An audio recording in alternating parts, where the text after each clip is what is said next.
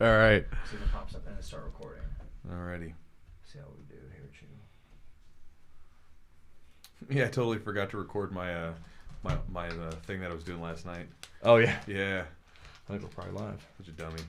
All right. Let's see when you guys start to roll in here. I'm gonna join and watch with you. Are we there? Not yet. It does not look like we're here, but I don't know right now. There's always kind of a lag with that kind of stuff. So Yeah. Laggy McGee.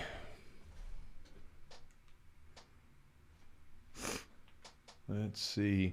Waiting for it to go up, guys. So I'm waiting for everything to kind of get rolling. So as we get going here in a second, we'll see what's up. So,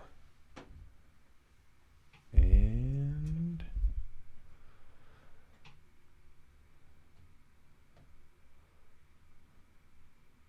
let's see.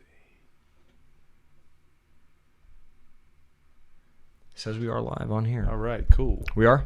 I don't know.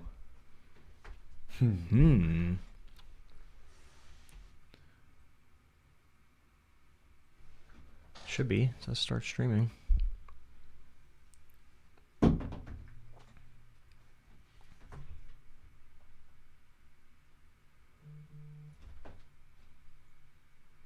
we there, guys? Oh, we are live. Okay, There we cool. go. I Awesome. don't know why it's not showing up on my girlfriend just sent me a message. Jess is like, yeah, you're live. Oh, awesome. Thanks, guys. Figure out what the heck's going on here, because usually it pops right up here on my my thing where I can actually get right in there and check it out, because I like to be able to comment with you guys and mess around. So I'm gonna bring this up here in a second. What's going on, everybody? Welcome to the podcast. Yeah, so here in just a bit, guys, we're going to be doing, we'll be answering some questions. So on Instagram on Fridays, I do my question and answer thing. So I go in, like, just ask for questions and throw out a ton of them. And then I start to answer them. So I figured what we would do today is, because we get a lot of good ones, and that's really I guess it's the cool and the bad part about the Q&As on Fridays on Instagram is the fact that I get so many of them. I can't always get to them, so we're going to try to answer some of those today, because there's a lot of like good questions on here that are not necessarily specific to jiu-jitsu, so it can be fun, kind of a mixture of stuff. But this is the 100th episode. We figured we would do this, and we're going to be giving away some gifts, some prizes. We're going to be looking through the people that commented on that post on Instagram, and we're going to choose 3 winners. And then I'm also going to give you guys a chance to win something else later on in the show. Give you a chance to win something free. It'll only be for those people that are actually on the podcast right now, which is really why it's imperative for me to be able to bring this live stream up in a second. I can't pull it up either for some reason. So strange, isn't it? So we'll give it a little minute. Stupid YouTubes. So Jess said we are live? Yeah, just so we're live. Huh. This is ridiculous. You guys are watching this like, are we live? Yeah, we're live. Yeah. So let's go ahead and jump into some questions and kind of get rolling here, guys, and just have some fun. Yeah, it says I'm live on here, so let's just Cool. So let's see here. I'm gonna pick some of these questions out here for you guys. We got some good ones. Let me see. I want to actually say thank you, first of all, to a couple of our sponsors. Charlotte's Web CBD has been with us for quite a while, and they have been big supporters of the podcast. Bryce and Matt and everybody out there has been awesome. And then also, we've got a little bit of a epic roll. BJJ has been awesome as well. Matt over there has been just the coolest, and he's got a great. Chew's got he does a lot of great stuff. His designs are awesome, unique, and we thank him for his support as well. We got a couple of the shirts on today. This is my favorite little sushi shirt, and Chewy's got, I think, one of the shirts as well, triangle choke shirt. Yeah. So thanks to Matt Epic Roll and then Charlotte's Web for backing the podcast and being awesome people. And awesome companies. That's right. So I'm gonna go look through before we get started. I want to shout out to all you guys that are jumping in the message here. We got Waller from Mississippi. Kevin says, "Oh shit, here we go." Richard Daggett, what's up, buddy? What's up, man? Let's see here. We got Samantha says, "Woo, hi." Hello, Samantha. Got one from Sanjay, the Curry Monsters. Greetings from Sanjay's Super Karate. And he keeps saying, I want curry. Oh, that's great. I like curry. Curry's as well. good. I like curry. Yeah. I cook curry with curry all the time. Jess gets pissed at me for it because it makes the house smell like curry. Let's see here. Long Island's in the house. Mike, hope you're doing well up there, brother. I know you guys had it more difficult than a lot of us did. We got Roland. You're live, buddy. He's like letting us know. Got Vincent. What's up, Vincent? Let's see here. Yeah, this is the question. We'll get to this one in a second, but everybody's asking about how jiu-jitsu gyms are going to deal with social distancing. We'll get to that in a bit. Chris Thomas, have you ever had a super psychedelic experience? Let's see here. There was another one. Someone was Brandon Blue says my pandemic beard is glorious. I'm definitely very furry right now. I'm a lot more furry than I am usually. Let's see here. Curry. Paul, thanks for the comments. Said the podcast is great. Trey Scholl, you guys have an epic beard contest going on. We are getting bearded, aren't we? Yeah.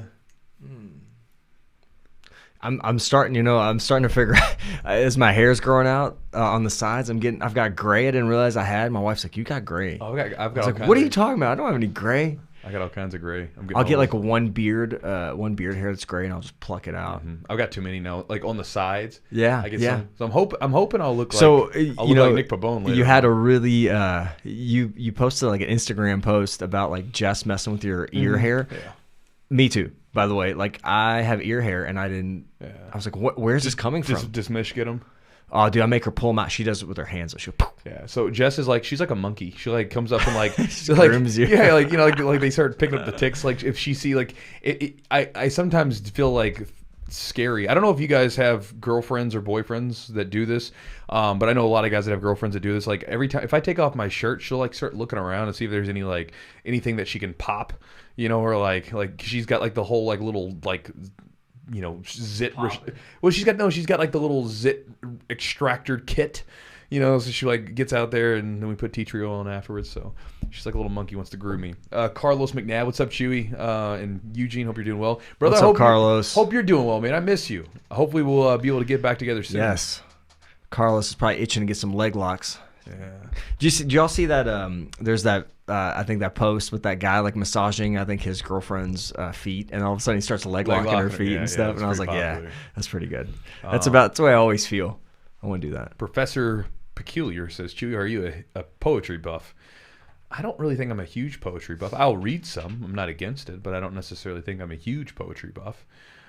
Let's see here. Sanjay the Curry Monster says, I don't have a girlfriend. I'm not gay. My boyfriend is. Okay. All right, guys. So just letting you guys know, I don't care if you guys have some fun, but if you guys ever get like obnoxious, I'm gonna kick you guys out of the room. Just letting you guys know. Don't be a troll. Don't be a troll. Let's see. So, let's go back up to that one. Let's talk about that. So with the quarantine going on, social distancing, because I've literally got this message both in here in the chat with the YouTube and also in the questions from the Instagram Fridays. The honest answer is that I was actually meeting with my business partner yesterday, and I honestly don't know yet because, with social distancing, right? Like, you can't roll.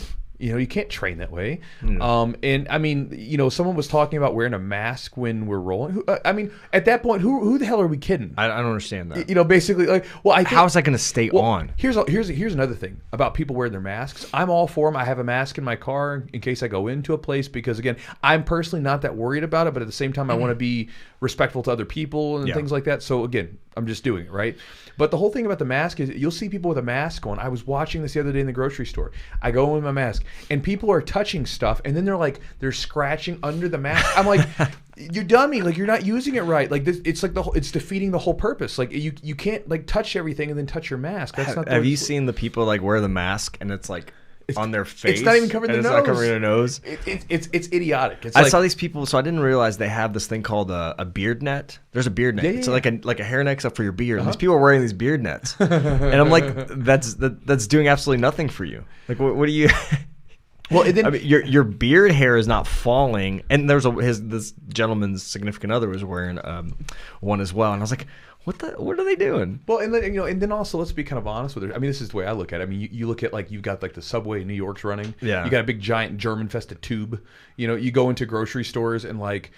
I remember the other day I was in the grocery store and like, they have this like little like, plastic wall set up. I'm like, okay, who are we kidding? It's like, it's like, I feel like it's like the smoking section of a restaurant where it's like, remember back in the day, you'd have like this little mini wall that would somehow, the smoke is somehow not going to travel over top of this force field wall that you've built. Like, I mean, again, I mean, I don't think they know what works. I don't think they know if any of this even works. Well, see, I think that they probably know that it probably does. Most of this doesn't really work all that well, but it makes you feel like you're doing something. Well, I think that the only way I see it is that like if you're coughing, like it may stop some of the coughing particles. Well, and if you are wearing a mask properly, it can help probably prevent things. But again, even in some of those, like I remember originally they said don't worry about masks. It doesn't make a difference. And then later on they changed it, said masks are good.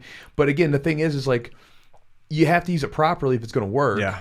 Right. It's like getting some like hand sanitizer and just kind of rubbing a little bit. And do you want me to give you some really bad news though? What's that? So for masks to work properly, they have to seal with your skin. Right. So when you have a beard, it doesn't seal. It basically doesn't work. No, so all the particles get around. So we should probably shave our beards. But you know what? We are opposing this shit. We are not.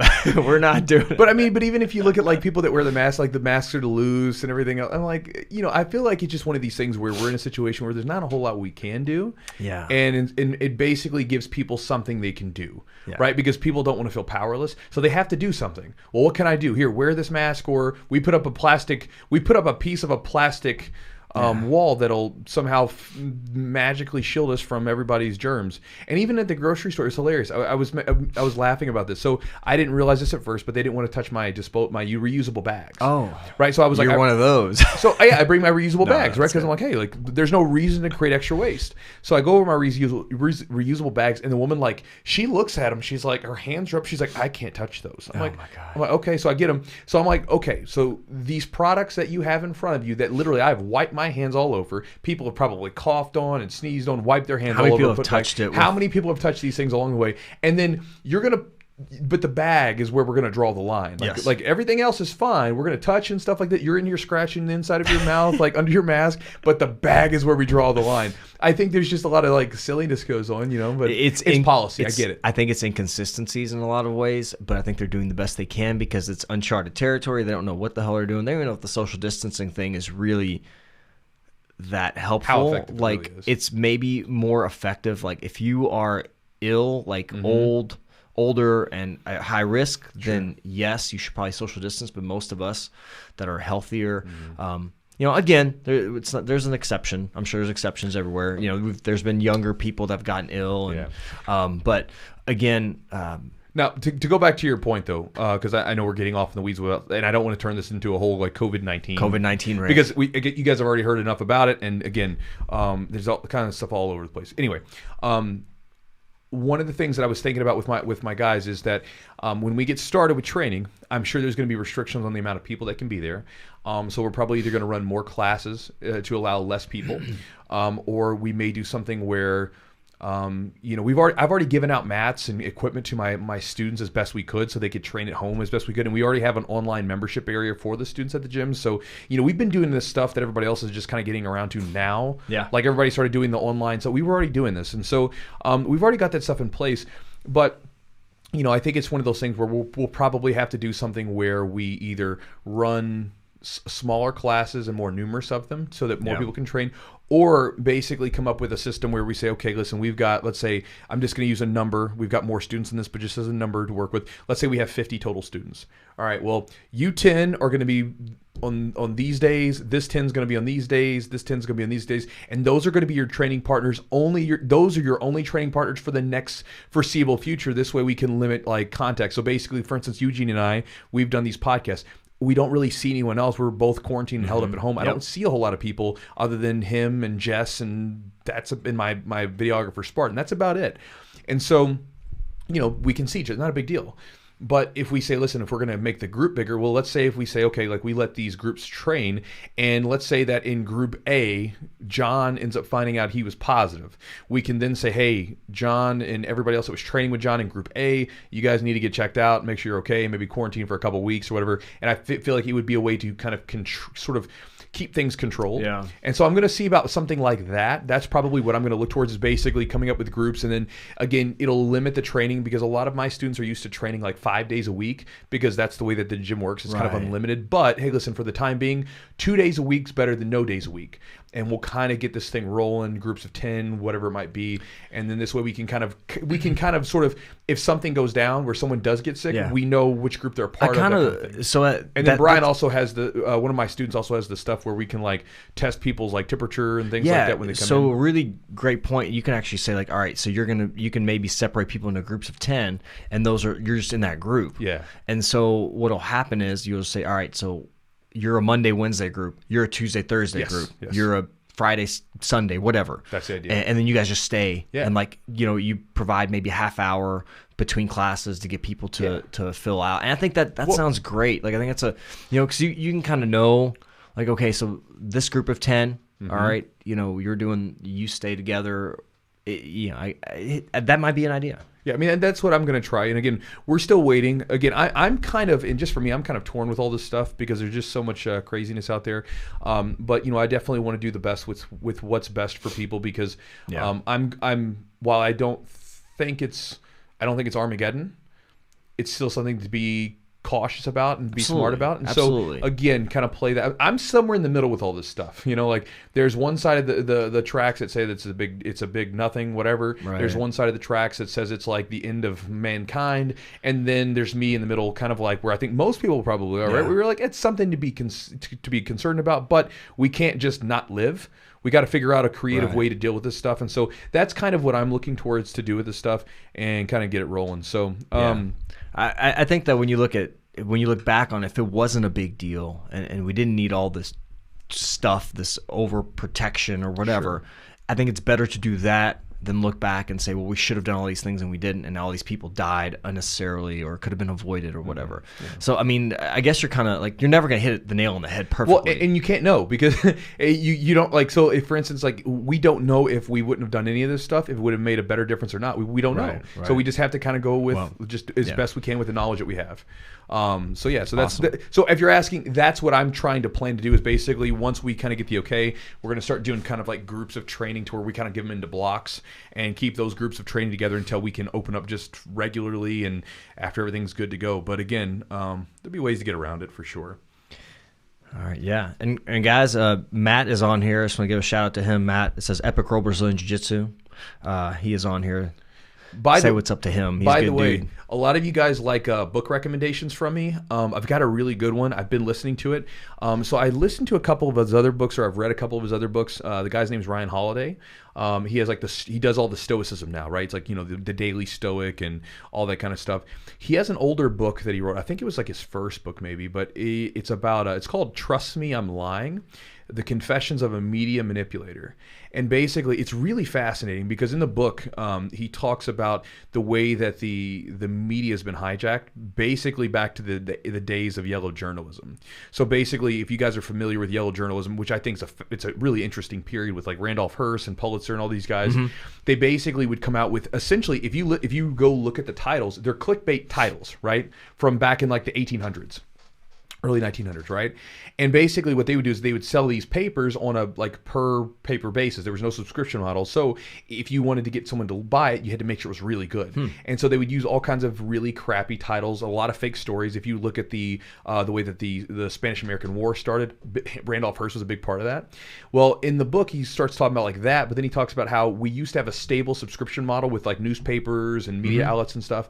So they were they didn't have to pander to get people's clicks and people's watches. They were like, we just had to get subscriptions.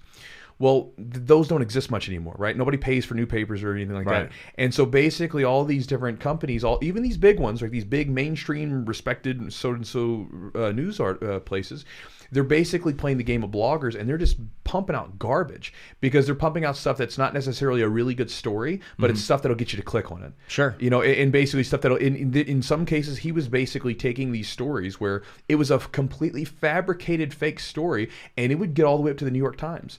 And it would make it on their like friggin' on their website, right? And so again, it's a really interesting thing because you see this same stuff going on right now with all this political BS. And again, people get played, and it's sad because people get pulled by the strings of these articles that are absolute garbage that are meant 100% just to get you to click and get you angry. And they found that if they get people angry, they would get more engagement, more clicks, which in turn means more advertisement dollars for them. Yeah. And so again, they're not necessarily there to inform you. They're there to either get you really upset, to get you to engage so that they can get more clicks and they can sell. So again, I really recommend the book. Again, it's called Trust Me, I'm Lying, and it's by Ryan Hall. I would check it out. It's a good book. So anyway, Awesome. All right, so let's check out some of these questions here. Do you have something you want to throw out? No. All right. So we got one. This one will be quick. Mitchell Guzin says, "Do you believe in Bigfoot?" Do you believe in Bigfoot? That's a tough one. Is it? That's a tough one. There's got to be. I mean, like, they're still like finding these crazy sea creatures, that they've never discovered. Like, there's all kinds of crazy animal. Like, what's a Loch Ness monster? I'm sure they got something like that too. I'm sure there's some real. Bigfoot. I don't necessarily think it's like the Bigfoot that it's made out to be, but I could see there being like some sort of like two-legged bipedal sort of like human-like sort of mammalian creature that could be somewhere, like, but I don't necessarily think it's the style of Bigfoot that, like, you see these like old grainy videos from the 70s where it looks like some guy's wearing like a costume or something. I mean, I'm sure there's animals or some kind of animal we haven't discovered that walks the earth. I mean, they just like think of all the what was that? The UFO videos just came out. The Navy released. Well, they've been out before. They declassified. Yeah, them Commander now. Fravers, he's had that video out for a while. Right, but now they're like officially saying, okay, we don't know what the hell this is. And again, it's just they don't know what it is. It's like it's like, what is it?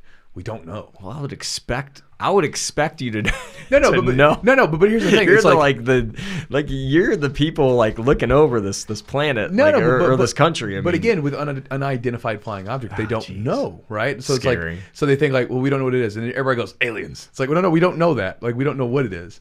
But we don't know it isn't aliens. We don't know what it is. That's right. Could be aliens. What is it? Noah said, "Joke's on you. He is Bigfoot." I feel like Bigfoot. Thomas Banta, what's up, brother? We miss you. We miss your butt scooting. That's about it. Just your butt scooting. I'm just happy you don't have worms. Oh, worms. Oh. Well, like you ever seen dogs with worms? Yeah, they like to like they rub their butt. Mm-hmm. So Thomas, keep yourself clean, buddy. We'll see you on the mat soon. Chewy. Now, I'm just curious. I wrote some questions down to ask you because it's our 100th episode. Okay. And do you have a memory that sticks out? Maybe we've done this is 100. We've done 90. We've done over 100. We did have we have a podcast that we didn't release. That was kind of the memory. Like memory. Is there anything that you've kind of Probably the best memories when we first started doing this thing, and like it was a complete shit show. Oh man. Like when we first started doing the podcast, there was always something wrong. Like I remember when we first got the really nice mics and equipment, something didn't work. Like there was always my fault. Well, no, it's not your fault. It's just that's just the way technology is, right? There's always a problem. So there's always a problem. There's always something not working, and that's what I remember because it's like those things. I don't know. For me, like those early moments whenever you're doing stuff and stuff's just all messed up, you almost look back at it with nostalgia, where you're like, I remember that. Back when we had no clue what we were doing. We had I remember recording one Yeti mic in the middle. And we had the one Yeti. All this and it was background. It was on top of your adjusting table. Yeah, the massage table. Yeah. Oh man. So those are fun. It's funny. Like you just never know what you get yourself into. Kind of.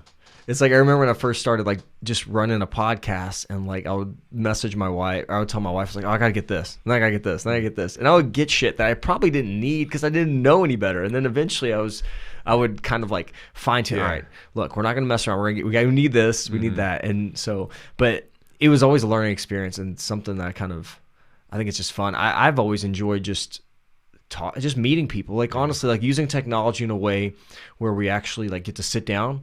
And just sit down and talk. And there's no other distraction. We sit down and talk to someone, and just you figure you kind of get to pick somebody's brain a little, which is kind of nice. Probably, I take this back. Probably the most memorable moment for me on this podcast was when I had about 2 beers, which means I was drunk. That's how this works. I don't drink regularly enough to have any tolerance. So I think I had two Hearteds. When 2 Bells? Yeah, when Adam was on. Oh yeah, two Hearteds. Fun. And so Jess, I remember afterwards, Jess, my girlfriend, she watches the live channel or the live streams. She goes you were drunk. She was I got home and she was you were drunk. And but Adam was on, and if this video is still online, so if you guys haven't seen this is ridiculous. Adam in the middle of it, like I knew he was going to do something. He brought a backpack in. Yeah. I'm like, Adam, what's in the backpack? Like, you're not like, what is in the backpack? Adam, No, don't worry about it. So Adam's always up to something. So Adam, like in the gym when Adam was training, he was very quiet early on, and like whatever. He's still a somewhat quiet guy, but he's a goofball, man. Like the dude's crazy, and so I knew he was going to do something. There's always something. Even at the gym, Adam's classes are not like a regular jiu-jitsu class. They're like one part jiu-jitsu class, one part like entertainment where there's 80s music playing. I remember the last class, Adam brought in Corona beers and was wearing a mask. Like, it was crazy. Now that I think of it, he was ahead of his time. He was ahead of his time, right? He brought in his mask. But Adam on that show ends up as we're in the middle of talking, he pulls out a bottle of Perrier water and then some shaving cream, and he shaves his head on the friggin' video with Perrier water. Like he's pulling it down, like he's wiping his shaven head down with Perrier water. That was probably one of those moments where I'm like, dude, this is. I knew he was going to do something. It's just trying to, like, for me, I was like, how am I going to? I need to explain what's going on if somebody's not, watching this.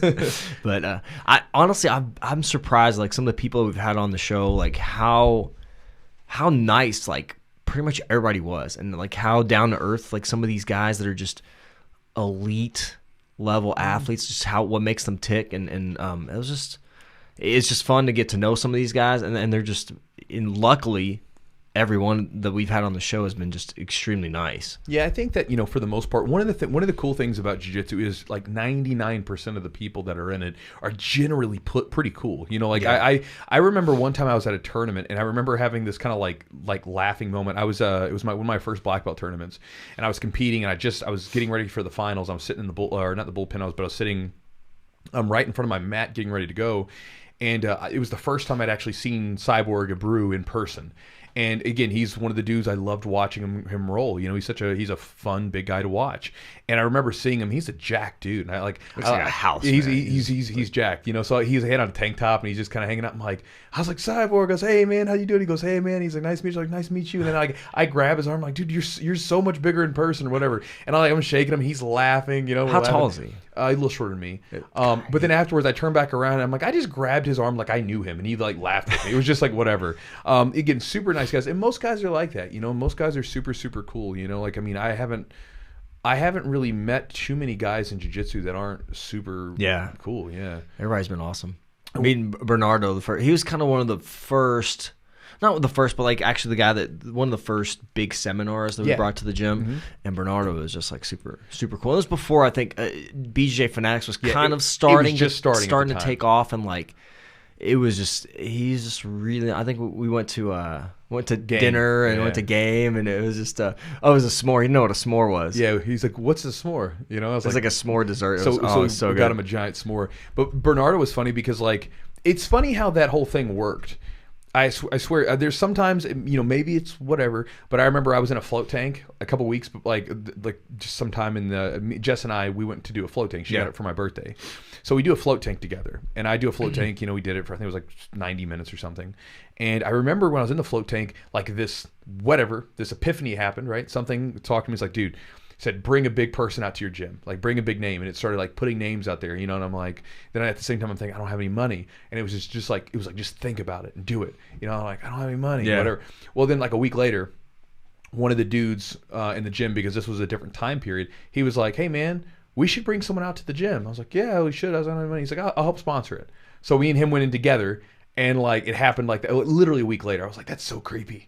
And we brought up Bernardo, and again, Bernardo came out and super super nice guy, like that nice persona that you see him when he's like, that's who he is. Very guys, very huge honor for me. That's him. It doesn't change. Like from the moment I picked him up from the airport to the moment he left, that was the dude. He did a seminar where he was so engaged with people. That was the dude the whole time, and I love that because there's so many times where you see these personas online and offline where it changes. The person isn't the same, and it's like it's so cool and refreshing to see this is the same person that you're expecting to see, and so it was really cool. I think it's amazing that we have such a unique blend of people at the gym, that we have got people at the gym that are willing to do that.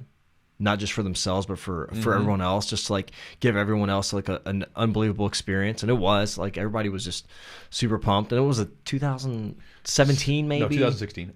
It was early 2016. And it was just cool. And then, then the ball started rolling, and Brandon McCatherine was in there. And then we had Muhammad, which was just like brought JT out. JT. Who else?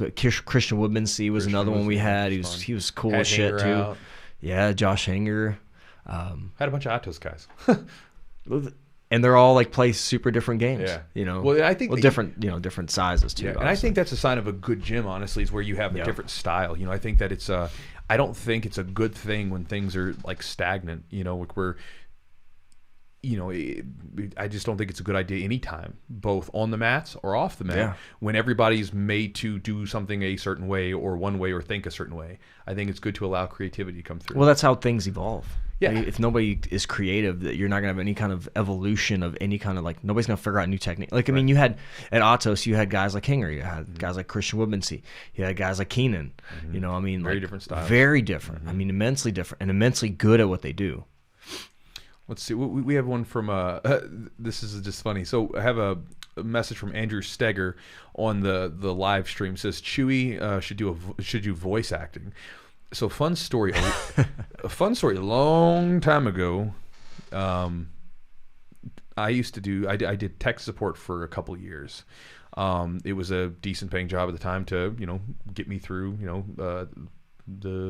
I could still train and stuff like that, so I was like, whatever. Yeah. I did tech support, so I was helping old ladies out with their email and stuff.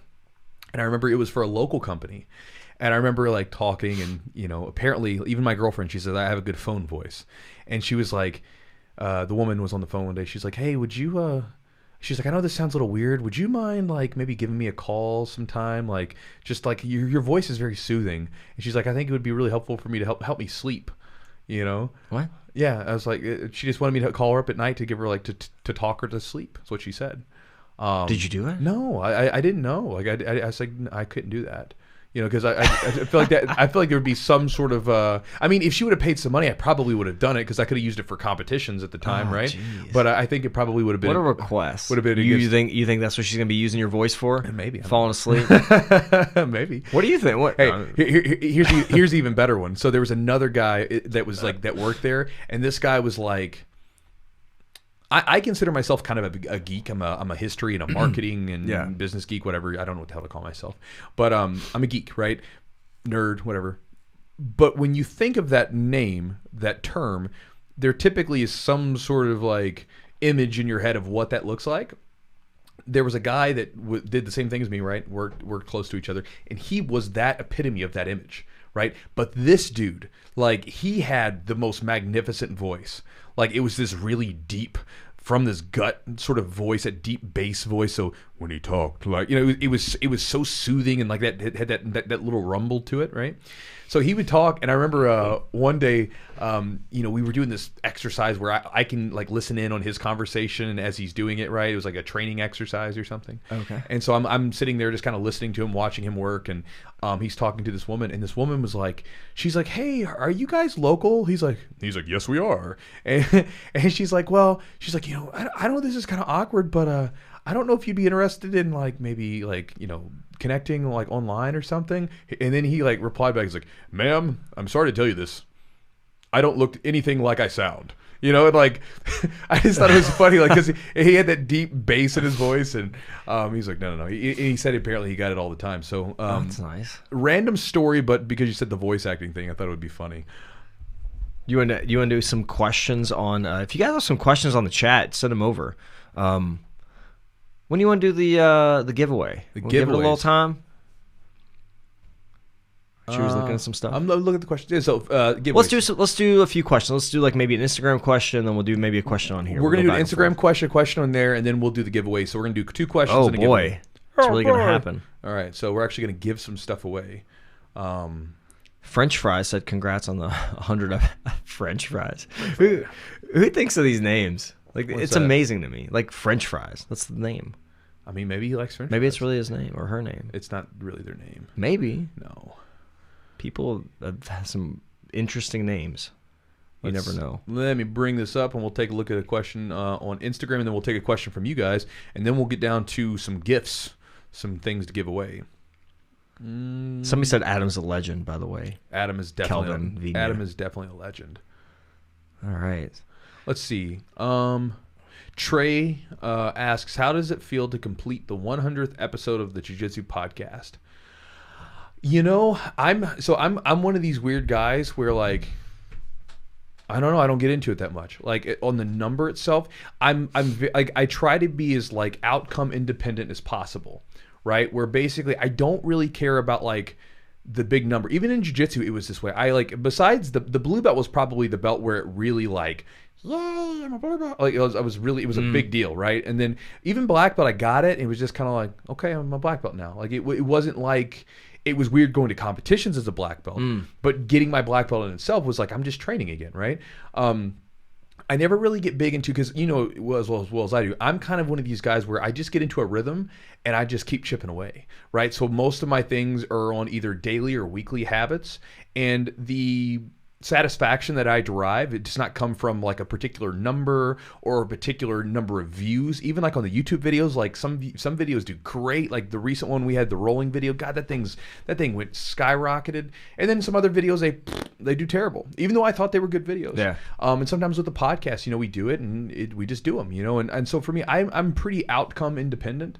I don't really get too worried about it. I'm just like, if I did what I was supposed to do, if I wrote my blog, if I did my post, if I went to the gym and trained, even if I got smashed, even if whatever, I was there, that's what I was supposed to do, and I'm going to keep doing that. And that's what I really get focused on. And again, I think when you become, you know, independent from like a particular outcome from it, instead of just focusing on just making the thing that you're doing the focus, it's a completely different ballgame, because then, like, you have a blast doing whatever the hell you're doing because you're doing what you're supposed to be doing, right? And you get the satisfaction of like, we're done with the podcast, or getting the satisfaction from being done with a video. But like a particular number, I don't really get off, because it's an arbitrary thing, right? Like, we've actually done more than 100 podcasts if you count all the extras that we've done and everything else. So it's more than that. So I don't really get a big kick out of the number. It's what I will say is this: I'm excited that like the downloads are up. Like, you guys listen to the podcast. I'm excited to have you guys in the chat. Like, I remember when we first started doing these chats, it was like 10 people. So it wasn't even big at the time. And again, I still had a big channel, but it wasn't very big. So again, I'm happy you guys are here. I'm happy for all that stuff. Those are the things I get really excited about, Trey. Not so much just an arbitrary number. What about you? I know you're pretty stoked about that. It's a little bit just because a lot of work goes into this thing. But honestly, like, my wife was on here. She said congrats, which I think without her support, you know, she watches the kids and stuff, and like, you know, long nights sometimes. Good partners. She's really supportive, and she is like, she's awesome. So, you know, I love you, Mich. But honestly, like, you know, this is a crazy time. Like, this coronavirus stuff, it's really nuts. It's isolating. You know, it messes with people in different ways. Like, for me, I found, you know, really good opportunity to really work on some things I wanted to work on. But besides that, I got to keep, you know, this podcast, we kept it going through this time. It's been a really, like, something I've looked forward to, and it's something I always look forward to, because I think whenever we get together and we have conversations, they're really something. You always talk about getting like a nugget of something. I always get a nugget of something. And whether it's you and I just talking, or we have a guest on, there's always something I take away. So I think for me, it's just a way to help me grow as a person and be more knowledgeable, and just, it's something I love doing. So I mean, I think it's a nice achievement. Just say, okay, we've done something long enough to make 100, which is, you know, whatever. But it's just something I love doing, and it's just fun. And it also, you know, a way to give back to people that do jiu-jitsu that maybe we can help.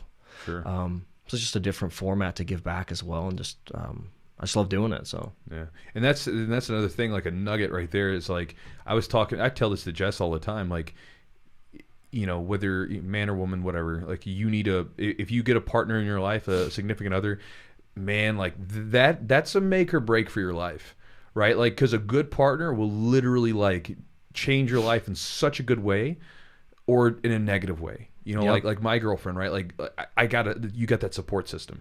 You know that they've got your back through all that stuff. Yeah. And that's a big thing. Like, you know, as a man, for me, like, it's good to have a good woman by my side. Right. Again, I don't care who you date, whatever, that's on you. But for me, again, I have a woman. So again, for her being there, like, any metric that you could possibly measure my life by has gone up since we've been together. And I think it's because she's a good supportive person. Yeah. She's got my back through it. I'll come up with these crazy harebrained schemes sometimes, and she'll like, I got you. If they blow up in my face, she's there to catch me. If they work out, great. So again, that's a huge thing. So for all you guys, if you're bringing someone in your life, make sure they're supportive of what you're doing, regardless of what that is, because that, if a good partner will make your life a million times better. And again, I know from experience, I've been on both ends of the spectrum. With it, and support them. Make sure that like when they want to do their stuff, like you have to really, you gotta be in their corner. It's got to be reciprocal. You have to really support them. And my wife's outgoing. She likes to try different things. And one time she's like, oh, I'm just gonna do this bodybuilding thing, like randomly. And she was like, okay. I was like, well, let's and you try to be supportive. And I think like it's just that helps you, because when somebody's passionate about whatever it is they're doing, jiu-jitsu is one of those things, that takes so much time and effort, and you're tired, and sometimes you get beat up and injured. Being supportive of those things, because that's what makes me better. Jiu-jitsu makes me better, I feel like, as a person. Like, I feel like I'm a little more irritable, and she's like, she'll be like, get in the garage, go work out. Like, seriously, like I'm tired of you being like all just revved up. Well, this is something Jess and I were talking about, because with this quarantine thing, like, there's a lot of domestic stuff going on. Yeah, that's what I heard. And I mean, even like, I wasn't there, but she said she heard out the window the other night, like, some couple arguing, and like, for us, like, we don't really argue too much, because if like, for instance, if I start getting grumpy, I'll typically just leave the room, and I'll either, no kidding, like there was one time last week where I came up and said, hey, listen, it was like early in the morning, so I'm leaving. I'm going to go work out. I got to work out. I got to do something. I'm going to go work out. I'll be back in a couple hours, and then like there's times where, like, the other day she was getting grumpy with me. She just left the room. She came back in about half an hour later, and she was like, hey, sorry, I was being grumpy early. Again, catching itself. And again, that's an important thing. You got to be able to catch yourself. There's a question that popped up here that I thought was okay. It's from Fairies. It says, I enjoy jiu-jitsu and train every day, but I have a fear of injuries, and that leads to me not committing as much effort in training and sparring out of fear of getting injured. Do you have any advice? I do. To hell with fear. I mean, the thing is with your life, right? Like, you can, again, injuries could happen. It's possible. I mean, there's ways to mitigate those as much as possible. You don't have to get injured. Like, if you give yourself time to rest, and, like, if you feel something painful or whatever, back off. But the thing is, injuries are going to happen. I mean, and I have friends, and this is where I've come to with this in my life. I've had friends that do nothing, and they're in their 30s, and they're broken. Yeah. Broken. They don't do anything. They're broken. Broken on medication, all kinds of stuff. Then I've got friends that, or even like me, who've beat my hell out of my body for 20 plus years, and I've got problems. I've got some like nagging little things, but I mean, I can still squat fine. I can still bench press and stuff. I can still do some deadlifts. I can still do jiu-jitsu. I can go for a run if I want to. I can ride a bike. I can do everything I need to do, and I'm a hell of a lot less broken than they are. Yeah. And so again, it's one of these things where your body, this is something, I think people don't really understand this, and maybe it's because it's our disconnection with death. In our society, like, we don't see death ever. You think if you grew up on a farm at one point, you would have seen death. You would have like come to grips with it. You had to go kill the cow or the chicken. You would have seen it, right? Yeah. Even back in the day, I remember like reading about how before they had like these funeral homes and stuff, they would bring grandma after she died and literally put her, like, back when photos were really expensive, you would really only get a photo like once every now and then, and they would take a picture with granny either like right before or right when she died. Yeah. So death, you would see death happen in your home, right? So you would see death. We don't see it. And so I think people don't understand, like, you're not going to live forever. The body that you have, I'm not saying don't treat it badly. You should be stretching, doing the proper strength training, eating a good diet to preserve as much as you can. Yeah. But you don't get to keep it. It's on a rental. It degrades and goes down and breaks down slowly, and over the course of your years, it's going to go. And again, I personally do not want to live my life, and at the end of it, when I get ready to kick the bucket, I don't want to go, you know what, man, I wish I would have done that, but I was afraid to do it because of injuries. I should have done it. Just like I was talking about in one of my posts recently, I was like, man, like, if there's something you want to do, don't let someone else's negative criticism about you hold you back, because they're not going to be sitting with you on your deathbed when it's time to go, and you're like, man, I really wish I would have done that thing. Yeah. I really wish I would have taken that chance to do that thing. And so again, that's just my way of looking at it, right? We don't get to stay here. We don't get to be here. You want to do everything that you possibly can to preserve yourself and be as safe as possible. Just like if you decide to get into a business venture, you should do everything you possibly can to mitigate the risk. But that said, there's going to be risks. And there's going to be risks in anything you do. And for me, I'll take those risks because it's what I want to do. And so for you, if it's something you want to do, I would encourage you to do it. Again, there's way. Again, do your research. Do you as much as you possibly can to prevent those injuries and things like that from happening. But don't hold yourself back from doing something from fear, because it's different if it's something you don't want to do. Right? It's different if it's like you're more involved in some other particular thing. But if you're just avoiding something and you really deep down want to do it, but you're not doing it because of fear, you'll regret that later. Because fear is not a good motivator for anything, as far as like that kind of stuff. It can be helpful sometimes if you channel it, but avoiding something just because of fear is not a good thing to do. Well, I think if you also don't, I mean, jiu-jitsu wise, if you're going to be a serious competitor, that's different. But like also, I mean, I think that there's an increased injury risk if you're like kind of not really being as committed to it. So I think the more you're committed to jiu-jitsu, the more you get comfortable with positions, the more you get comfortable with, just being on the mats. You have more awareness of your body and other people's movements. And then I think that way you're going to, you might get injured less. Yeah. And also there's a way of kind of, you're keeping your body maintained. Like you're constantly moving. Your body's constantly moving, and so I think you almost feel a little better. Like you and I were talking, your shoulder's been kind of bugging you a little bit, and I think some of it's because you're not getting the same amount of activity or same kind of movement.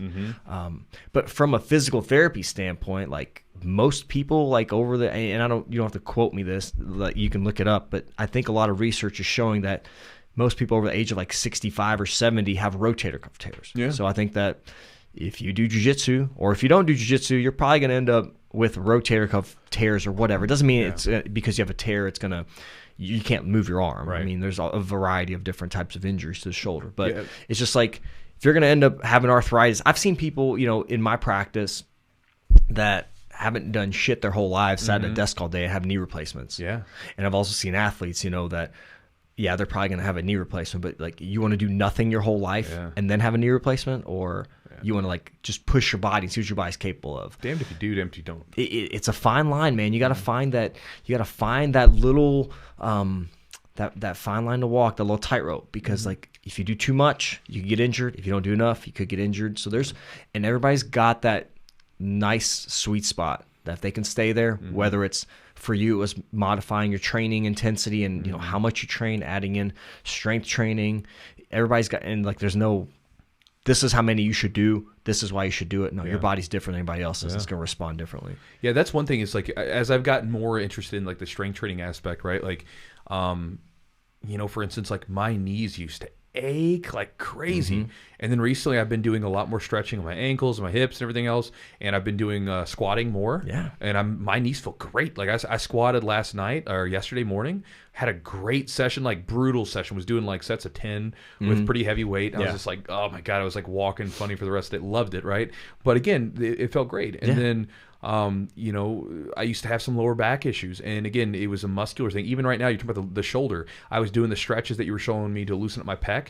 Shoulder issues are kind of going away. It's like it's one of these things where you have to get in tune with your body and do certain things. But man, if you do, it's so beneficial. But again, I don't know, man. I remember the reason why I talk about it this way is because I knew this old guy. So back when I was a kid, I used to work at this restaurant, and it was my job for several years. I used to work at this restaurant, and there was this older guy. He was a big fella. He would come in usually around like 20 minutes before we closed, and he would come in and he would immediately just sit down. He would get what he ordered and he would pay right at the gate. He's like, here's your money. I know you got to like whatever cash out, but he was an old lifter. He was an old lifter. He knew some guys that used to go train at like at the Venice Beach place in Gold's Gym out there. Yeah. He was like a Mr. Kentucky one year, way back in like the 70s or something, So he was this old bodybuilder, power lifter, Olympic lifter, strongman guy. There's these old pictures of him where he was like lifting like these fridges that had been packed with weights on his back and stuff. And his name was Jim. He has he owned a gym down in off Bardstown Road. And I used to go in there and lift with him and all the guys. And I remember it was so funny. He was like, he wouldn't tell us his actual age. I didn't figure out how old he was until he died. And he died when he was like 70. but he died not because of like anything other. He actually died because there was like they left something in there and he got gangrene on the inside. Geez. Yeah, it was something really bad. So I think there was something that happened with his family, but he went septic. It wasn't like because they did some routine operation or something, and oops, you know. But he was like, dude, he was like almost 70 years old, and he could do 255-pound behind the neck press. Seated, just pressing it. That's so terrible for your neck. Oh my god! But he it's did horrible, it. and your shoulders. He did it, no problem. Been doing it all his life, right? So they'd say it's terrible, but he did it, right? I remember one time I used to call him old Coot. I was like, "You old bastard, you old Coot." But I just call him old stuff, right? And he pointed at me one day and he said, "Listen here."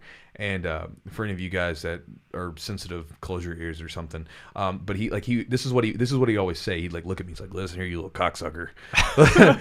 This is what he says. It's like you're not gonna call me old anymore. I was like, he said, "Here's what we're gonna do." He's like, you pick. He's like, now I'm old. He's like, so I can't squat.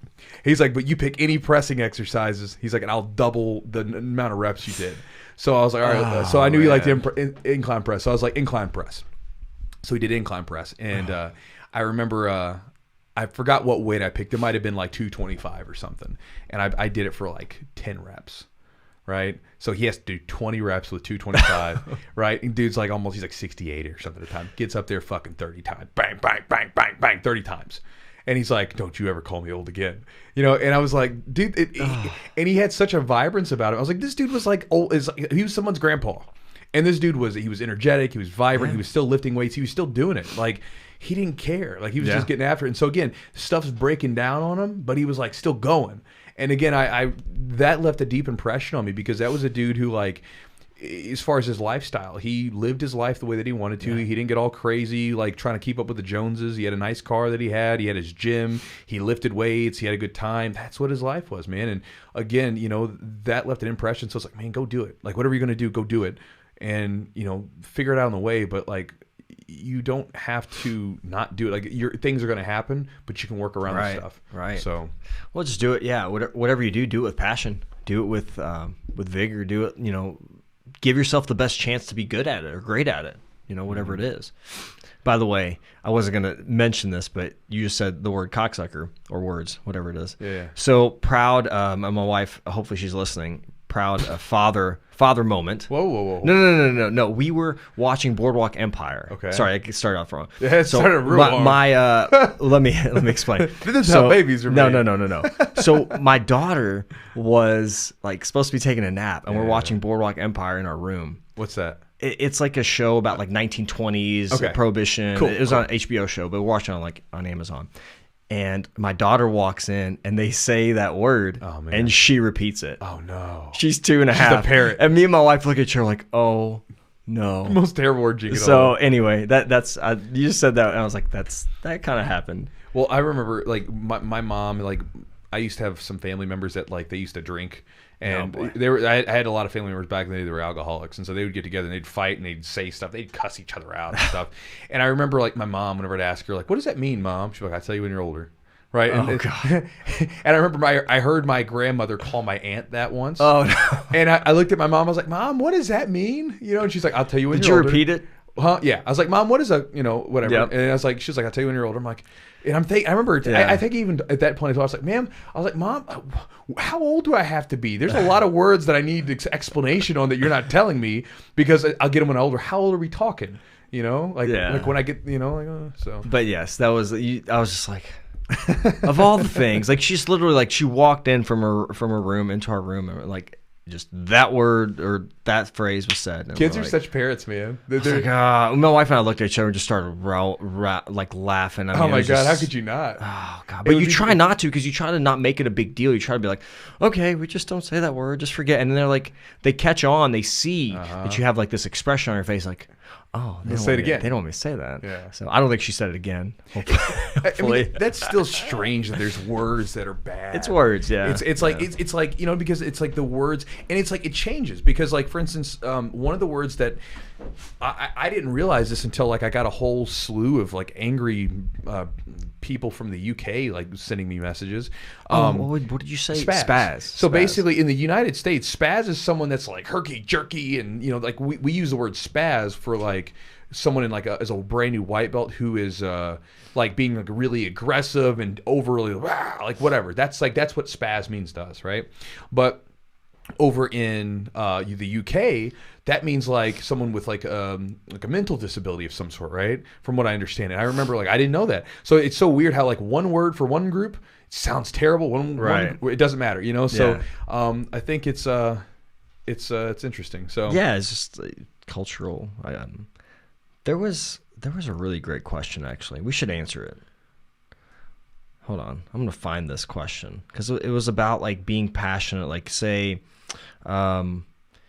if you're really like good, say you're really really talented at something, like say jujitsu. I think the example is jujitsu or running or boxing, but you dread training and you hate doing it, but you're really really skilled at it. Should you pursue it? I mean, if you're like maybe like, hey, I'm going to be a world champion at this thing, but I really hate doing it. Should you do it? It depends, because if you're really good at it, you've probably been doing it for a long time. And here's the thing: when you get really good at something, the way that you like it changes. In the beginning, things are new and exciting. It's like a relationship, right? Like when Jess and I were brand new together, right? It's a brand new relationship. It's all new and exciting, fuzzy feelings, and we're all together, right? Something new every day, right? And then afterwards, it settles down to a sense of normalcy, and we kind of we're with each other. Yeah. It's not as exciting, but it's like at the same time, if it's something that benefits me, I'm going to stick with it. And so Jess and I, we have a great time. We laugh and everything else, but it's not like we're dating for the first time. It doesn't have that same sort of like butterfly in your gut feeling, And so with training with stuff, like for jiu-jitsu, I don't walk into jiu-jitsu every day like, oh my God, this is the best day ever, I get to train. I was like that when I first started, but now I'm like, this is just what I do. I enjoy doing it. It's what I do. And there's even days where I don't even feel like doing it, but I do it because I know it's going to be good. Right. And again, it's more of like, I do a lot of things in my life that don't necessarily make me excited to do them, but I know that I like what I get from them, so I do them anyway. And again, so I don't know that everybody has to make their own judgment on things, but I think about like, what is this going to do for you? If it's something that brings something positive into your life, and if you enjoy the training once you're done with it, I don't know. But for me, a lot of times I go based off of what am I going to get for doing this on a long-term basis, and if it's going to be good, I just do it. Right. And I don't really care whether or not I want to do it. I do it because this is what I'm telling myself to do. Have a little discipline towards that, and again, even if the enthusiasm wanes sometimes, you just kind of stay committed. Well, it's kind of like if people ask. I think a lot of times people ask you, well, how do you stay motivated for jiu-jitsu? And it's not really like. We're not really motivated or unmotivated. I think you do it long enough. It's just part of what you do. It's what you do. It's part of who you are. It's like it's like taking. I love the sort of. There's a great book called The War of Art by Stephen Pressfield, and I love the book. It's a short read. Be done with it in like a couple hours at the most. It's but he talks about this idea of both resistance, and he talks about this idea of going like turning like basically treating things as a professional, right? The part about resistance is there's all these immutable forces where like you're getting ready to write and you start messing around with the arrangement of your desk. You're getting ready to leave the house, but all of a sudden you need to like take out the trash or whatever. You're getting ready to work out, but then you're like, oh, which pair of pants should I? Just freaking go work out. And we find this resistance for the things that we're supposed to do, and then the other talks about the pro aspect, right? Pros don't wait for a divine spark of inspiration. They just do it. Yeah. Whatever it is that they're going to do, they just do it day in, day out. Like he was talking about being a writer, because that's what he was. He says, he's like, he's like, the divine spark strikes me from 9 o'clock in the morning till 5 o'clock p.m. Basically, I'm writing. That's what I'm doing. Yeah. We're not waiting around for it. And so again, that's the way that I take a lot of things is like when I'm good, if it's what I'm going to do, if it's what I've committed to, I'm just going to do it. Right. There's no like, I'm not really feeling, no, this is what I've committed to doing. I do this with a lot, like really anything that if I bring anything into my life, if I can't commit to it, like on that level, I just won't do it. That's great. Great advice. And just because he keeps asking, Andy, I answered your question, Andy BJJ, I answered your question earlier about the masks with limiting virus transfers. I'm not going to ask anybody to roll in a mask, because if you think that a mask is going to stop you from getting, like, if one of your training partners has COVID and you're rolling with him and he has a mask on, I mean, unless they're in some sort of giant hazmat suit, I think we're kidding ourselves if that's really going to stop the spread. So no, I'm not going to ask people to do that. I mean, I don't think there's any way we can keep them on. Obviously, like we talked about. Like, I mean, Bros. what are you gonna do? Bro, it's not going to be skin. It's not gonna help anything. It's gonna move. You're gonna get sweat on it. Like breathing. Like, it's not gonna work. It is what it is, man. It's like it just that's everybody just footlock each other. Yeah, right. You know, no inverted, just footlock. Everybody's starting 50-50 and go from there. Yeah, right. But someone says warming up sucks. You know, man, warming up, I don't mind warming up. It depends on how you warm up. You can warm up with drills. You can warm up with different stuff. I don't mind warming up because for me, here's another thing. Talking about this whole thing that we're talking about, I get excited about things where I know the benefit's good. Yeah. Right? So for instance, like, I don't eat a lot of bad stuff. So here's a great example. The other day I bought Jess a birthday cake. It was her birthday. I went to Grader's and I got an ice cream cake. Oh, nice. Oh, it's so good. Right? Well, my fat ass ate like a quarter of the cake. I don't ever eat that stuff, and so I was like, oh boy, I can't wait to get this. So I ate like a quarter of the cake. She eats like a slice. I felt sick as a dog the next morning. Like I was like, you feel so I felt sluggish. I mean, dude, I was like sick as in like things weren't coming out of me the right way they normally do, right? So like my body was tore up from it. So then I had this ice cream cake sitting in my fridge for the rest of the week. I didn't touch it. I don't want it because it's not gonna make me feel good. And so again, a lot of times, you know, I have my junk food just like anybody else from time to time, but the reason why I eat good is because I know it's gonna make me feel good. Mm-hmm. Right? The reason why I never really got into drinking super heavy is because it makes me feel bad. Yeah. You know, the reason why I eat the way that I do is because it makes me feel good and I'm productive and I'm energetic and everything else. And so a lot of times like with the warm-ups, I like warming up because I've done this a couple times where I didn't warm up and I got injured. So I warm up because I don't want to get injured. Yep. And being injured feels good. Or excuse me, being not injured feels good. Being injured feels bad. So therefore I associate warming up with not being injured. So even like where sometimes like some of the black belts won't warm up with the class, whatever, I warm up every class that I do because I'm like, I know what happens when I don't warm up. I get injured. I've seen people do terrible like ruptures of their ACL and stuff happen when they didn't warm up most of the time. And so again, warming up is super, super important. So whether or not you don't like it or not, it's a really good idea. Yeah. So it's not going to mitigate all the risks. I No. mean, there's still risk involved. Absolutely. Like a freak thing can happen, but like you're less likely to like pull something or strain something. Mm-hmm. And sometimes those things can be really nagging, really annoying, and can hinder your performance. And so yeah, just mitigate that, and you don't have to take more time off training. I think hopefully people take that shit really seriously now when you come back to jiu-jitsu, because this is where I suspect there's going to be some people, hopefully if we have restrictions, people aren't going to be able to come back in the capacity they want to, which I think will be underlying a good thing. Yeah, because the reason why is you'll let them acclimate to jiu-jitsu gradually, which I think all in all, people are think of it as in a positive from a physical therapy standpoint. And the way my head works is like if I haven't done an activity in months and I go in and try to do it full steam ahead, my body's not going to be happy about it. And the older you get, the harder it is. Yeah. So you got to let that transition be gradual. So I think in some underlying way, we think a silver lining in the situation that we do get to come back with a limited capacity, it's going to be beneficial because I think it'll mitigate some injuries. Mm-hmm. Absolutely. I'm going to write down a note for a video. Oh, look at that. Chewy, let's do the giveaway. All right, let's do it. So we got 3 prizes or three tiers: first place, second place, third place. You want to do third place first?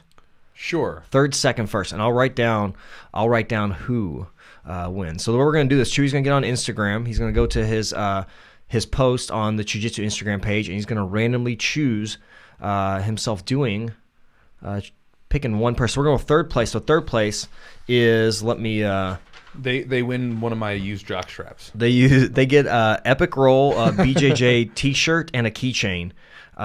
So that's from Matt at Epic Roll BJJ. He's on the chat, so make sure to say what's up to him. And make sure you cool grapplers stick around later, because I'm going to give away something too after we're done with this. And Matt's website is epicrollbjj.com, and if you use the promo code Chewjitsu, that'll get you 15% off.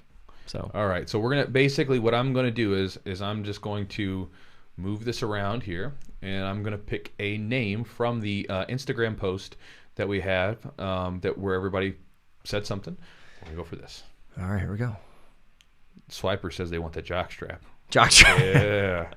All right, I'm gonna write it down, Chew, so you tell me. Well, we're gonna do this stuff. All right, guys. So the first winner is Meatball. That's my meatwad. Not meatball. Meatwad. Sorry, it's been a while. Meatwad. I haven't seen that. What's that show called? Huh? What's the show? Aqua Teen Hunger Force. That's right. The first winner is Sean Cartwright. He's a piper, a busker. I don't know what a busker is. Piper, busker, surfer, and Brazilian Jiu-Jitsu practitioner. Sean Cartwright. All right, down. Third place. So you get an Epic Roll shirt and keychain. We will message you from what you're going to Instagram. I'm going to message him right now. Chewy's going to message you. All right. Awesome, Sean. And then we got a couple shirts on that are from Matt's Epic Roll BJJ. I got the sushi shirt, which I love. And then Chewy's got the triangle choke shirt. So you going to message him right now? Yep. I've got it written down if you want to do that. I'm going to tell him to message you. Sweet. But I'll take care of it. All right. All right. So I'll reach out to. I can reach out to him. Okay. Well, he's gonna message you. Perfect. All right. And then second place is we do have any mint right there? Chocolate mint right there, I think. Is that it? Yeah, chocolate mint. Yeah. Yeah. There you go. So that right there is that's in the second place. Charlotte's Web mint chocolate tincture, and then a Chewjitsu shirt and a Chewjitsu journal. Yeah. So we're going to do the same thing for that. And then if you guys want some CBD, go to charlottesweb.com and use promo code Chewjitsu. Yeah, and guys, I've talked about this before. I get a lot of like sponsor requests from people. Like I was laughing about one the other day. It's still my favorite one. Like someone was asking me, it's like they send these really terrible like messages. They're like, "Hello, good sir. We really enjoy your content. By the way, we think you would be perfect for our affiliate program." And I'm reading it. And so it was for this block game. I was like, what on earth about my content makes you think that I'm going to be... Could you imagine one of my Chewy Ramble videos? Hey, guys, before we get into today's question, you want to talk about blocks. You should play this game. Like, you should play... Oh, get out of here. And then they were like, they'll give me like a cut of people... I'm like, no, I'm not selling block games. It's so stupid. So I get a lot of like really... and then there was another one with an umbrella. Yeah, you told me like a knife umbrella? No, it wasn't a knife. It was like a wooden umbrella that you could use for self-defense. So it's like basically it's like a. So carry an umbrella and then also carry a knife. It's basically it's like a ball bat with a friggin' like umbrella thing on top of it. It was ridiculous. So I was like, no, I'm not doing this. You should have got one. I was like, I'm not gonna. Basically, for me, guys, it's one of these things where like. I'm a business guy. I'm not like someone like, please, like give me stuff. So this is what I use, and this is what Eugene uses. This is why we partnered up with him, because it's actually the actual CBD that I use at nighttime. Jess sleep gummies are the best. Jess likes this one. She likes these sleep gummies. That's her favorite. But again, it's what I use. And they also have recovery and then calm. Gummies, so. I had to share it with you guys because again, integrity is a big thing, and I don't want you guys to think that like it's what we use. That I'm up here. It's like it's what I use. If you don't want to use it, it's fine. I don't care. But it's what I use. So if you want to know, it's what I actually use. All right, now we're gonna do this next one. We got this next one coming up, and it is. Let's see. I'll write it down too. It is Jacoby JC Hammer. I'll send her a message. I don't know how you spell that. JC Hammer. I'll write it down. Congratulations, you win some Charlotte's Web CBD, Chewjitsu shirt, and a Chewjitsu journal. The big one is the gi. It's next.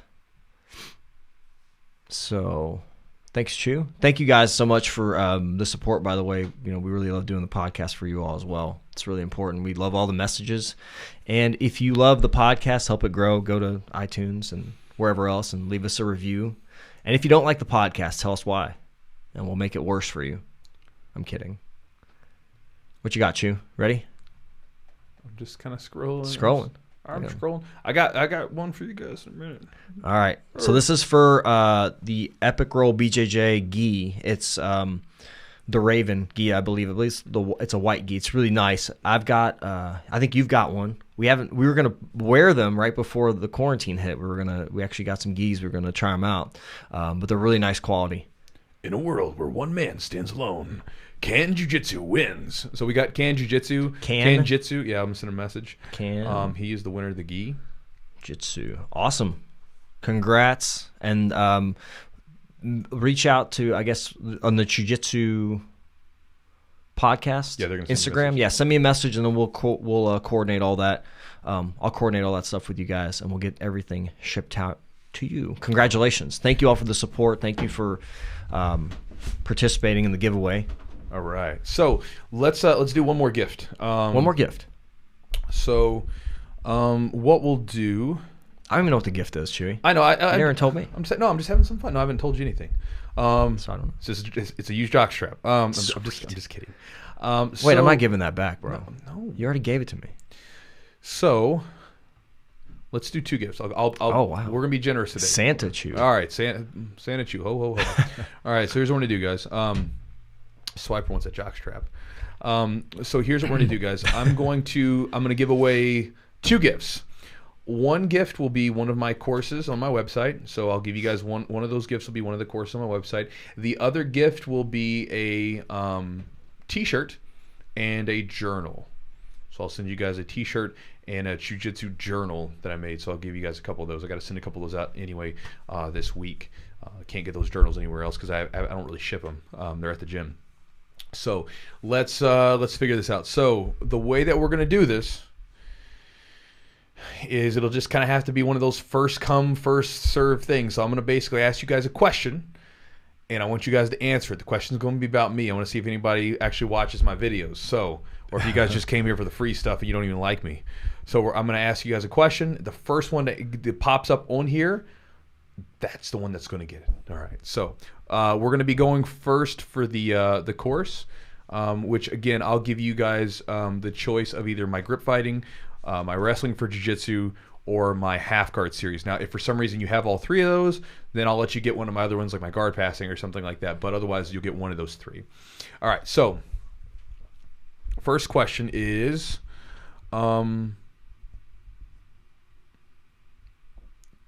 what grappling sport did I do before jiu-jitsu? All right. Let's see. This should be an easy one. Sure. I mean, I'm not saying what it is though, but all right. So there it is. Thomas Kasaric. Thomas Kasaric. I'll write it down. All right, cool. So we got to think of another good one. How do we get a hold? Will you send us a message on? Where do you want me to send a message to? Thomas Kasaric. If you have, if you've got some sort of social media type thing, which I'm sure you probably do, shoot me a message and I can get it to you. Yeah, I got it written down. Thanks, Thomas. Congrats. Oh yeah, a lot. Man, look at that. I hate that it has to be this way because it's like so fast. I got to think of another good one. All right, another good question. I want to do like another one for me. What about how many years have you been a black belt? That's a good one. How many years have I been a black belt? All right, let's go. I think I know, but I know. Okay. And this is for the t-shirt and the journal, correct? Mm-hmm. T-shirt and journal. T-shirt and journal. All right, let's see what we get. So we've got 8, 10, 8. 5. It's 8. It's 8. It's 8.5, but 8 years. So it'll be 9 in July. So it's Scott Throop. Scott so Throop. Technically, I'll be 9 years in July, and my coach gave me my 3rd stripe, which is the 9 years in. But I got my black belt in July 9th,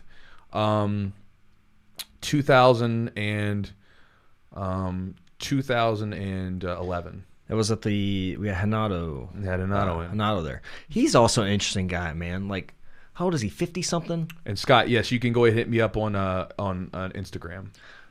How old's Hanato? He's in his I think he's like maybe late 40s. Dude is so jacked. Yeah. I mean, he's just like amazing shape. I remember Master Worlds. He won. I mean, he's won like Master Worlds. I don't know how many times, but I mean, dude is just like. I remember like he did like this. I'll never forget it. I wonder what belt I was. Blue maybe at the time. It was just like his like smoothness of his movement. He was showing us like just how like he would link.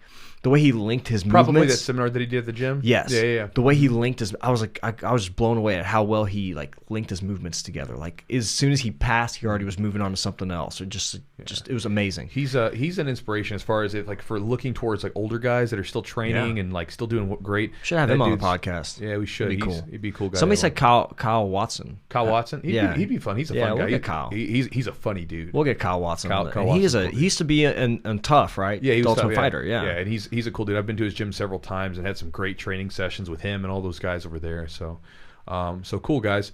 All right, so we got the gifts out. So awesome! Congrats, everybody. Hope you all. And Enjoy guys, those. and stick around because I've actually kind of enjoyed giving stuff away. Like I did an Instagram giveaway like 2 weeks ago, sent out 3 gifts. We did a couple gifts today. So again, just kind of be on the lookout because I'm kind of enjoying this giveaway stuff. It's kind of fun to just give some stuff away. You know what I mean? So check it out. And then again, for you guys that are on Instagram, if you're not following me, follow me every Friday. I go through a little question and answer. After I'm done with this, I'm going to do some questions. But yeah, if you guys got the any of the product, like if, any of the giveaways. If you just give away, just shoot me a message personally if you're on the YouTube channel so I can make sure you get them. Yeah, and then if you are, if you got the prizes, that Chewy called out, Jitsu for first, and then Jacoby. Yep. And then Sean Cartwright. Just message the Chewjitsu podcast, and I'll coordinate everything for you. Let's see here. Brian Vandergriff says, "Are all of your T-shirts athletic cut?" Yes, Brian. I like T-shirts that hug my arms a little bit because I want to show the guns off. So yeah, they're incredibly comfortable and I really dig them. So they're like similar. Well, I think he's talking about. Was he talking about my shirts? Yours, I think. But no, they feel like feel similar to these too, and they're pretty comfortable. And then let's see here. I don't. Someone was asking about the journals. I don't have them. I don't really ship them out quite yet. Originally, what I originally sort of planned to do was when people came to my seminars, because I had a couple seminars lined up in 2020. Not anymore. What I was doing actually I got one thing in Kansas coming up, probably somewhere in July or August. No, it's in July. I was going to give them out. I was going to give them out to people that went there just to say, hey, here's a little gift for coming to be here. Yeah.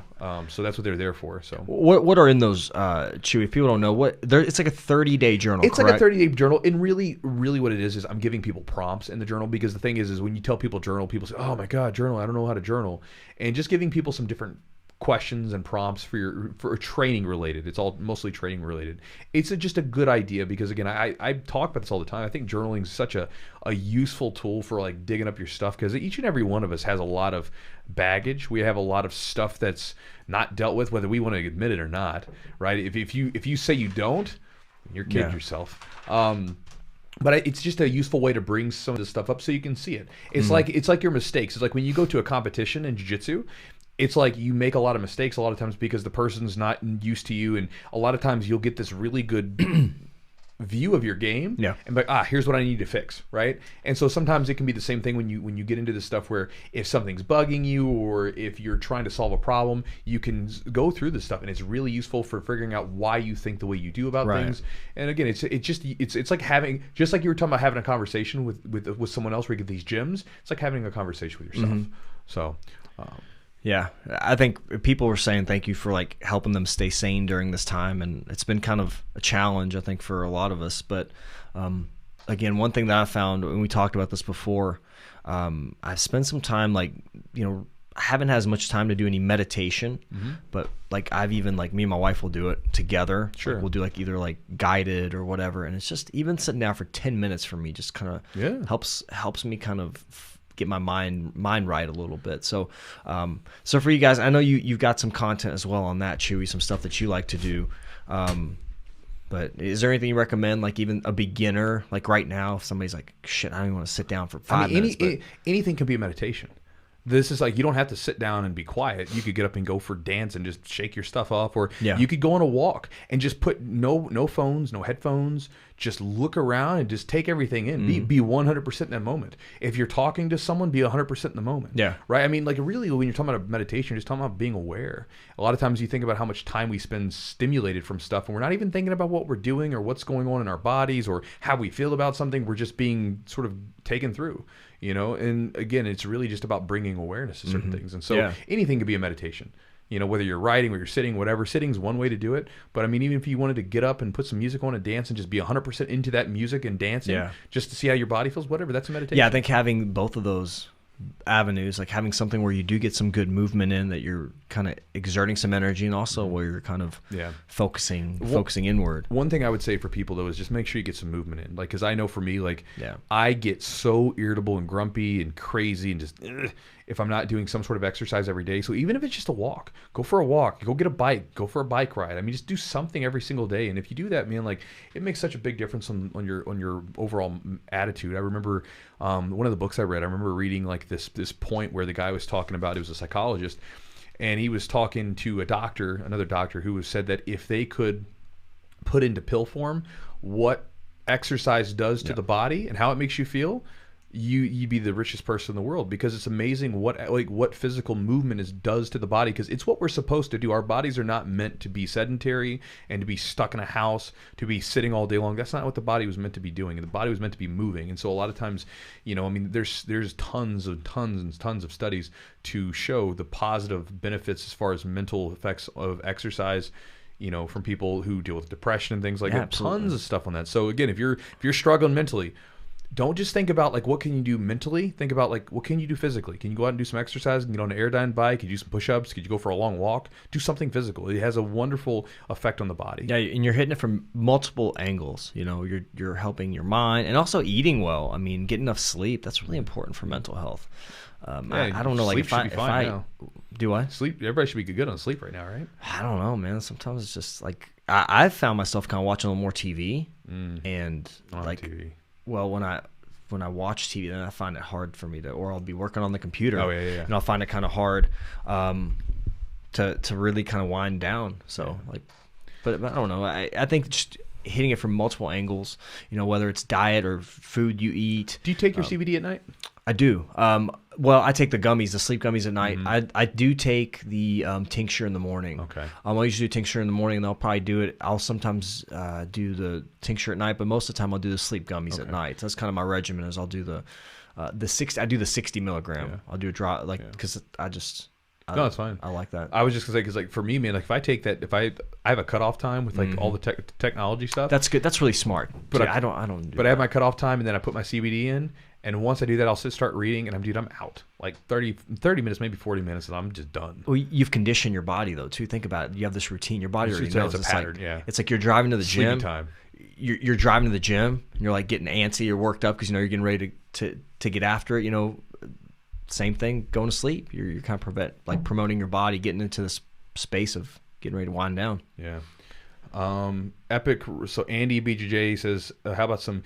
So Andy, if you want to get a discount, you can use promo code Chewjitsu on Epic Roll's website, epicrollbjj.com, and you get 15% off. 15% off. So if you want a discount on it, you can get it there.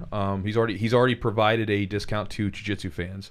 So and it's high quality stuff, man. And I think it's cool to support brands that are newer, that do some things that are different and unique.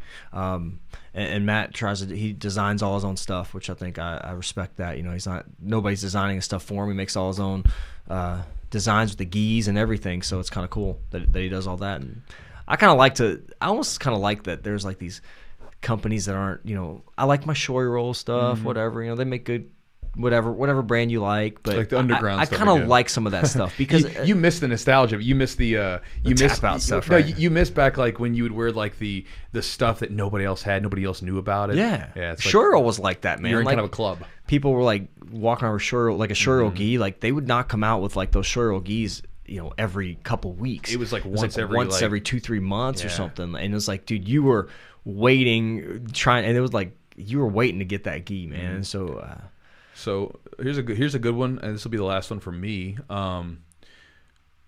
Or actually, Jules Harding has a good one too. But John D says, eating well. What's Chewy's diet like? Well, my diet changes depending, but most of the time, it's high protein, fairly high carb on training days, low carb on non-training days.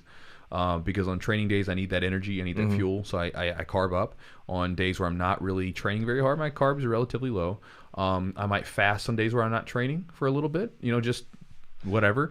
But most of the time, like on a training day where I'm going to lift weights or something, I'll typically wake up in the morning and I'll have, like eggs and oats. I actually did a whole thing about in my Chewjitsu vault for January. I remember writing down, I was on like a really heavy diet trying to gain some weight, and which I'm not doing right now. But it was like 6 meals a day. But right now I'm on typically about four, maybe 5, but usually about 4 meals a day. But basically like eggs and oats. I'll typically have some protein shake somewhere in there. That usually goes around like my training. And then I'll typically have a fish meal, a beef meal, and a chicken meal each. It's about 5 meals. You know, Okay. so I have an egg meal, a fish meal, chicken meal, and some sort of beef meal. That's what I was going to ask you. I'll have veggies, and there's some other stuff I get in there like carrots and veggies, and usually my carb of choice is either going to be like rice or fruit. Yeah, I was going to ask you how you adjusted for days that you're not like getting as much activity, and you had said like you do fast, or do you cut any meals out on days that maybe that you're not as active, or you're like maybe not right now we're not training, but no, I like, you know, if I'm the thing is if you know, I don't want to cut out too much, and honestly I say fast, but I really don't fast that much. I might just like skip breakfast or something, you know what I mean? But then I'll still eat breakfast. I'll just eat later. Okay. I just might get rid of one meal. So instead of 5, I'll eat 4 meals. Okay. Something like that. And then my carbs are still relatively high. Like they're not low. I'm not a low carber. So about as low as my carbs are going to get is about 100. Gotcha. You know what I mean? Because on like hard training days, like for instance, yesterday I did squats. I probably had close to 350 grams of carbs. You know, again, if you're really working hard and doing that, like someone asked earlier, what's a great style of diet for like building muscle? High carb, high protein. You know, because again, like the reason being is like you need the carbohydrates for the exercise and for the fuel that you're doing, and you need the protein for the muscle building. Right. And the thing about fats are fine, but fats are basically a slower burning energy. And so we start putting the fats on, they slow down the absorption of the carbohydrates. And so you basically want to basically keep the fats moderate. Typically you might bump your fats up towards nighttime, because they can be satiating. But I don't go crazy on them in the early days. Gotcha. And then before workouts, here's a little trick for you guys. Before workouts, eat multiple sources of carbohydrates. So for instance, you might have some like rice or some oats or whatever it is, and then you might have a piece of fruit. And because you have 2 different carb sources, it's almost like, imagine having like a lane. Mm-hmm. Right. Well, basically you have one lane for that carbohydrate source. So if you eat more of those carbs, it's still going in that one lane. But if instead of having 100 carb sources in the form of rice, maybe you have, maybe 50 in the form of rice, and we have 50 in the form of something else. Gotcha. They're now going down 2 different lanes, and they can absorb a bit faster. Ah. And so you can get more carbs into your system for your exercise, which again, if you're trying to do jiu-jitsu, if you're trying to lift some weights, especially if you're trying to like really pump some iron heavy, you're going to want those extra carb sources coming in. Yeah. Well, yeah, I think it makes perfect sense, actually. Yeah. So, last one for me anyway. What was the question? It said, James Harding, how can we sleep better? Man, I don't know how we can sleep. I'm not some expert on that. There's a great book by I forgot his dad, Dr. Matthew something.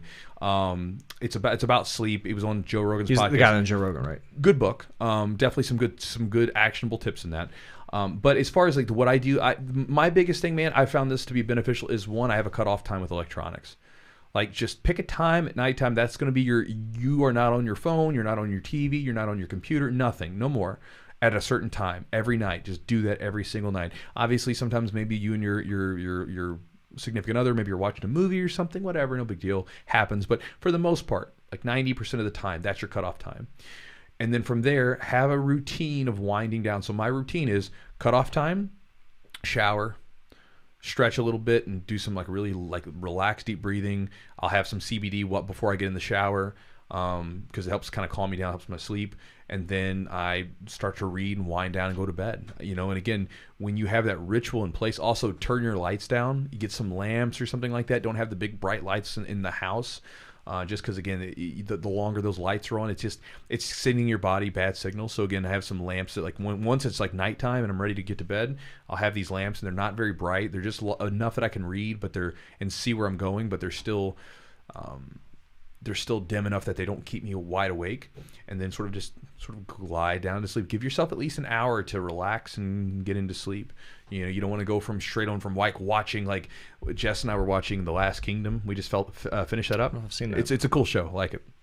We were all pumped up watching it, and then like again, I can't go from that to like sleep. Mm-hmm. I'm all pumped up from watching a show, so I need to go through my ritual. And so that's what I would say. That's my biggest tip for you is that.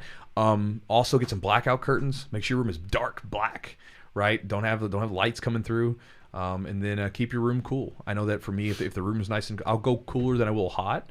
And I'm kind of a hot-blooded person, so like Jess, I got her like this giant like 15-pound weighted blanket. so that this way like it keeps her warm, because for me, like, I need it super cold, and that those are helpful to me. But again, having your ritual is a really important thing. Just getting away from electronics before you go to bed, man, is really important. They said, Chewy, Dr. Matthew Walker. Matthew Walker. It's yes. French fries with Thanks, the wind. French fries. So Matthew Walker, yeah, that was an interesting podcast he had with Joe Rogan. But I mean, a lot of benefits. And then I think Dr. Rhonda Patrick also talks about sleep quite a bit. It's really important. It is, and I think they're like, people like to ask how much sleep. I think everybody's a little different. Well, because what people ask, how much sleep do I need? Because they want to like, what's the minimum that I need to get, so this way I can get up and hustle and grind. Yeah. So right? Yes, yeah. Like I think the consensus is 7 to 8. I think, but then JT told us one of his little secrets, which is he gets a little nap, like a 30 to 40 minute nap throughout the day, that really keeps him energized and helps him helps with recovery and whatever else. So, and and there's a thing like test and retest, right? Like, so in jiu-jitsu, we do the things where we test out our moves and we see how they work, and then we figure things out, right? So if it works, great, you did things right. If it didn't work, you change it. The other thing is like with like the stuff that I do with like marketing, you might like change your web page or something, right? Little tests. Just to see how they work. See what happens. Just to see how they work, right?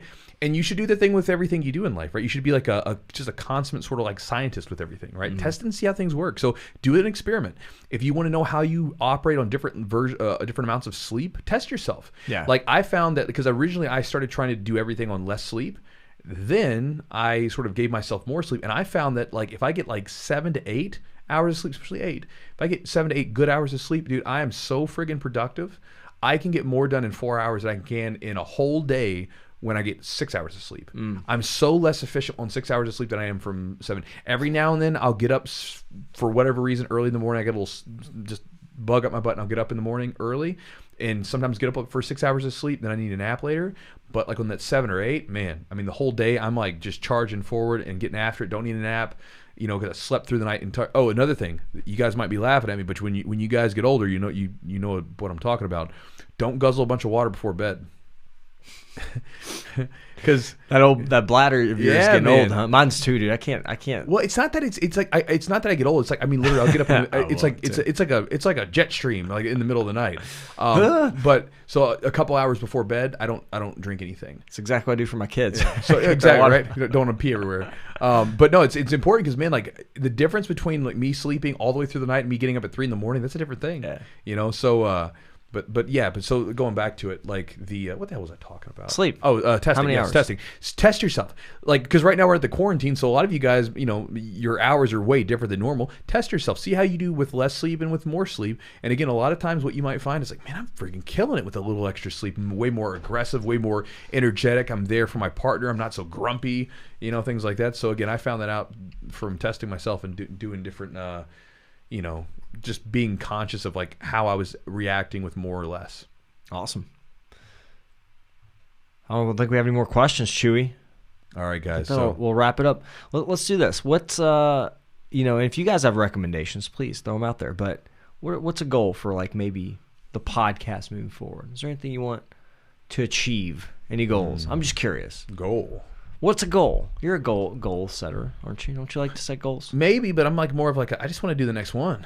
All right, cool. That's my goal. Because again, like right I like to have some goals, but my goal is to get the next thing done. Right? It's not about like one day. Out there. No, I mean, there's the voiceover stuff again. Yeah, it's coming out. No, I think I like where the podcast is going. Yeah. I enjoy it and stuff. So, we'll get some guests on and just keep doing our thing. And I don't really have any crazy goals, and just I like what we're doing. And so. Scott Throop's at 100,000 live views. That'd be all right. 100,000 live. I mean, yeah, that'd be cool.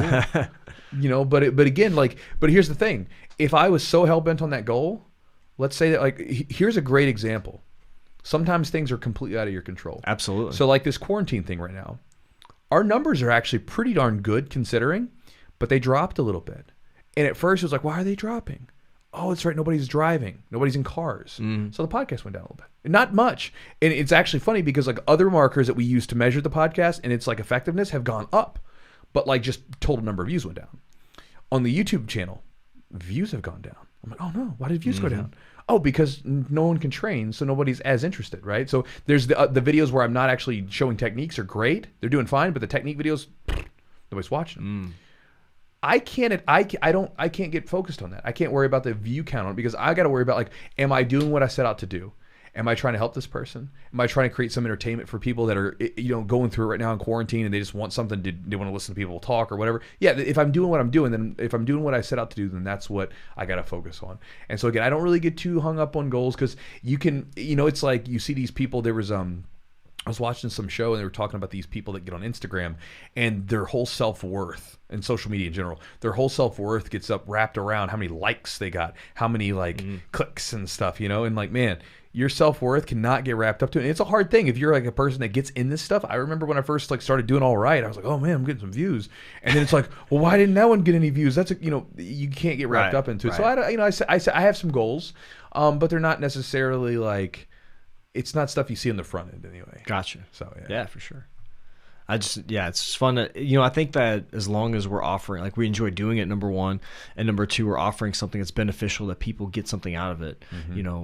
I mean, obviously I want to learn from, like, people you and I talking, or even just interviewing people. You want to get different perspectives and learning from people, but just as long as we're providing something that's fun to listen to, it's entertaining to some extent. Yep. We say some words from time to time. That's right. Ruffle a few feathers, but I don't think we ruffle too many feathers. No, we don't. But as always, guys, thank you all. Thank you for the support, and we appreciate it. All right, guys. So thank you guys for joining us today, and we'll see you guys next time. See you later.